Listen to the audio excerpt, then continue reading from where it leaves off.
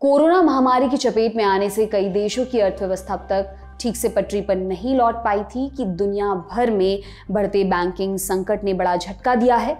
वैश्विक मंदी की आशंका के बीच बड़ी तादाद में दिग्गज कंपनियां अपने कर्मचारियों को नौकरी से निकाल रही हैं, लेकिन भारत सरकार और कई संस्थानों की तरफ से बार बार ये बात दोहराई गई है कि भारत एक चमकता सितारा है। साथ ही ये भी कहा गया कि अमेरिका और यूरोप में आए बैंकिंग क्राइसिस का भारत की फाइनेंशियल सेक्टर पर कोई प्रभाव नहीं पड़ेगा। लेकिन आरबीआई की मॉनेटरी पॉलिसी के सदस्य देश की आर्थिक तरक्की को लेकर कुछ और ही कहते हुए नजर आ रहे हैं। आज का खर्चा पानी में हम इसी पर विस्तार से बात करेंगे, जानेंगे कि अप्रैल की शुरुआत में हुई आरबीआई की मॉनेटरी पॉलिसी कमेटी की बैठक के मिनट्स में क्या खास बातें हैं, एमपीसी के बाहरी सदस्यों ने भारत की आर्थिक ग्रोथ को लेकर क्या कहा है, ब्याज दरों को लेकर उनका नजरिया क्या है। इसके अलावा ये भी जानेंगे कि दुनिया के आर्थिक हालात के बीच भारत कहां पर खड़ा हुआ है। नमस्कार, मेरा नाम दिव्यांशी सुमराव है। आप देख रहे हैं दी लल्लन टॉप का डेली फाइनेंशियल बुलेटिन खर्चा पानी।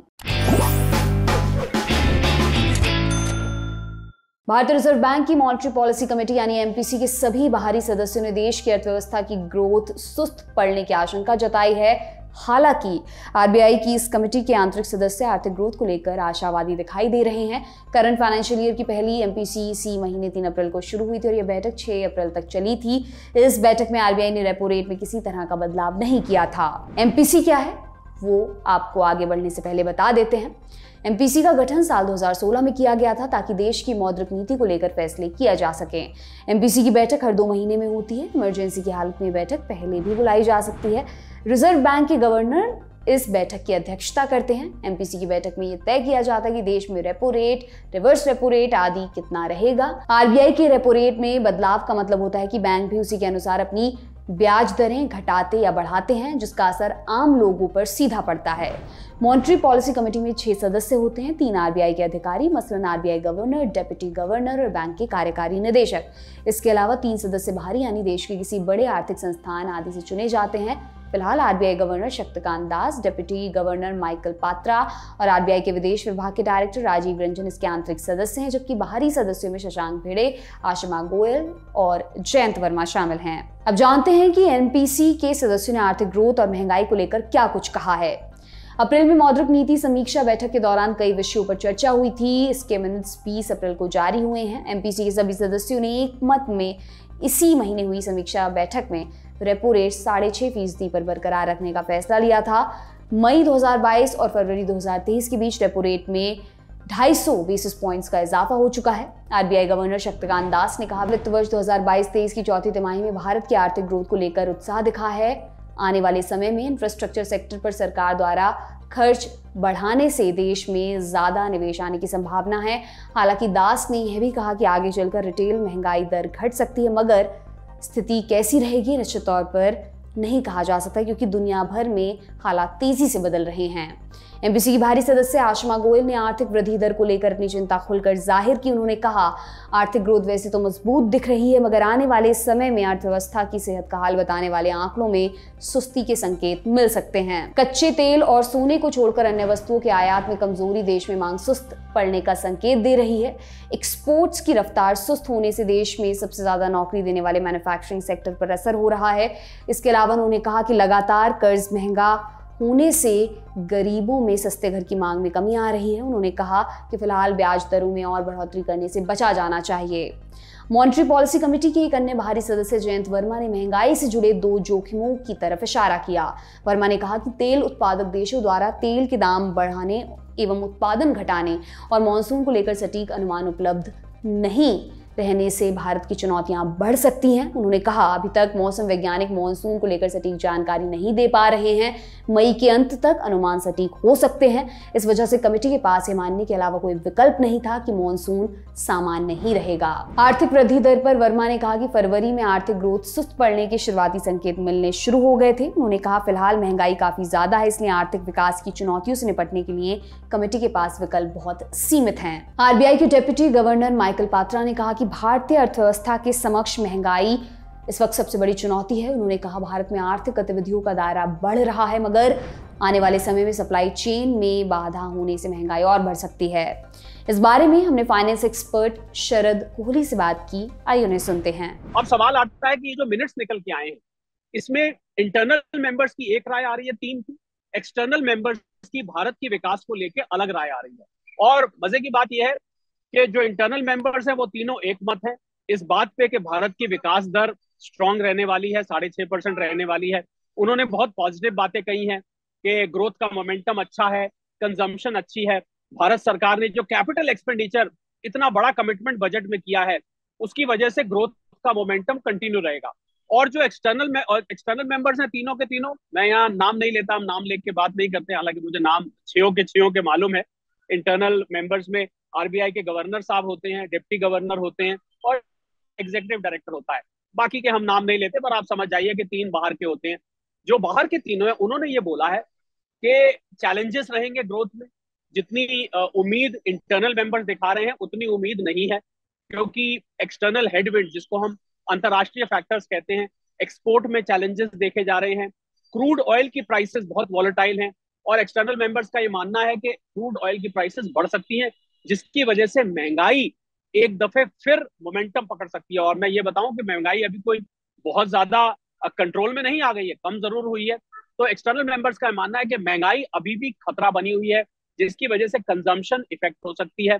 एक और उन्होंने बात करी कि भारत में जो मौसम है, और उसकी खूब चर्चा हो रही है आजकल, आप जानते होंगे कि गर्मी की वजह से भारतीय अर्थव्यवस्था प्रभावित हो सकती है।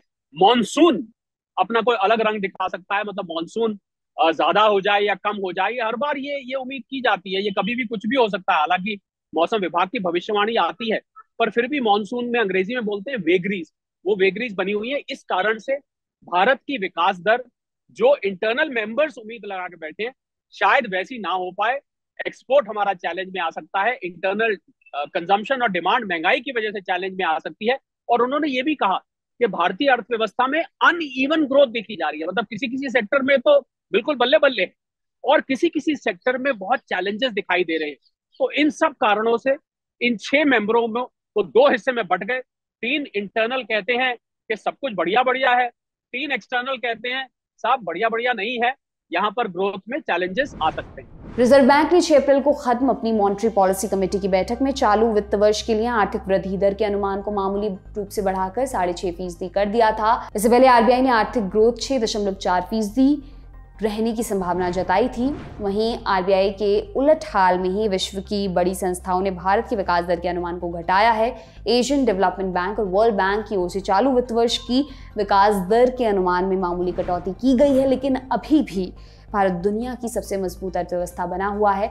चालू वित्त वर्ष यानी 2023-24 के लिए वर्ल्ड बैंक ने भारत की आर्थिक ग्रोथ 6.3% रहने का अनुमान जताया है। वर्ल्ड बैंक ने हाल ही में जारी अपनी रिपोर्ट में कहा था कि खपत के कम होने के चलते लोगों की कमाई पर कमी आएगी और इसका असर भारत की जीडीपी पर दिखाई देगा। वर्ल्ड बैंक ने पहले मौजूदा वित्त वर्ष के लिए भारत की आर्थिक विकास दर के 6.6% पर रहने का अनुमान दिया था। विश्व बैंक के साथ साथ एशियन डेवलपमेंट बैंक ने भी भारत की आर्थिक ग्रोथ के अनुमान में कटौती की है।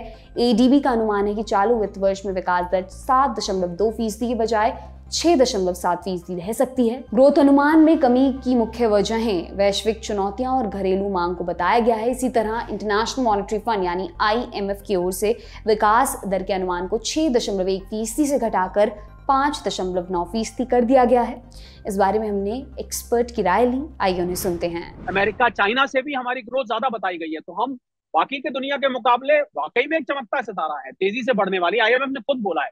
पर मेरा ये मानना है कि एक्सटर्नल हेडविंड जो है, जो एक्सपोर्ट में चैलेंजेस आने वाले हैं, दुनिया में मंदी की आहट सुनाई दे रही है, इस बात से हम इनकार नहीं कर सकते। और भारत ग्लोबल फैमिली का एक हिस्सा है, तो हम अपने आप में एक दुनिया है। 142.86 अभी जो चाइना को हमने ओवरटेक किया है, संयुक्त राष्ट्र की जो रिपोर्ट आई, पर हम ग्लोबल फैमिली का हिस्सा भी हैं।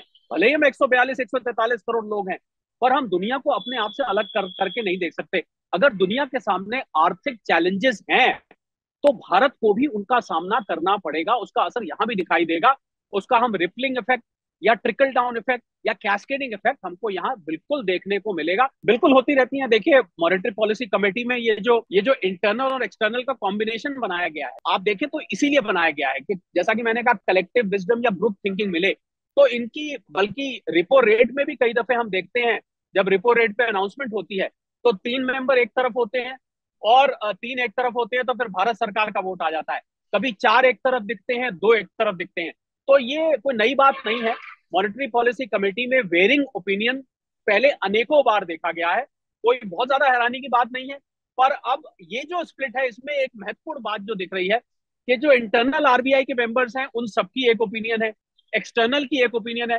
तो कहीं ये हो सकता है कि आरबीआई एक ऐसी पिक्चर पेंट करना चाहता है कि भाई ग्लास आधा भरा हुआ है, और जो एक्सटर्नल मेंबर्स है वो जरा आईना दिखाना चाहते हैं कि साहब ग्लास भरा हुआ नहीं, आधा ग्लास खाली भी है। ये इस दो फाड़ में ये थोड़ी सी अभूतपूर्व चीज दिख रही है। बाकी डिवाइड होना कोई हैरानी की बात नहीं। एक तरफ भारत की आर्थिक ग्रोथ को लेकर आरबीआई की मॉनेटरी पॉलिसी कमेटी के सदस्य एकमत नहीं है, दूसरी तरफ दुनिया के बड़े आर्थिक संस्थान भी लगातार भारत की ग्रोथ के अनुमान में फेरबदल कर रहे हैं। लेकिन देखने वाली बात यह होगी कि वैश्विक झंझावातों और घरेलू परेशानियों से भारत किस तरह निपटता है। तो ये था आज का खर्चा पानी। ये बुलेटिन आपके लिए लिखा था हमारे साथी प्रदीप यादव ने। आप अपनी राय कमेंट बॉक्स में जरूर दें। अगले एपिसोड तक अपना खूब ख्याल रखें। बहुत बहुत शुक्रिया।